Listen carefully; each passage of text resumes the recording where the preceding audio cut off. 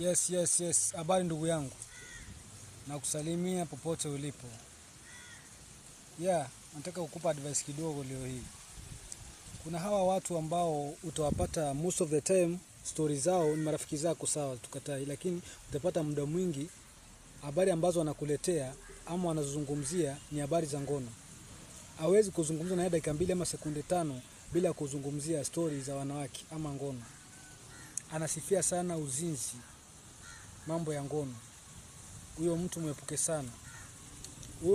sana, maana atakuambukiza hiyo roho mbaya akonayo ya pepo la ngono, ambapo likikuvamia wewe hutaweza kujiokoa na hutaweza kufaulu katika maisha yako. Utakuwa ukipata fedha zako zote umezifungia hapo chini ya tumbo.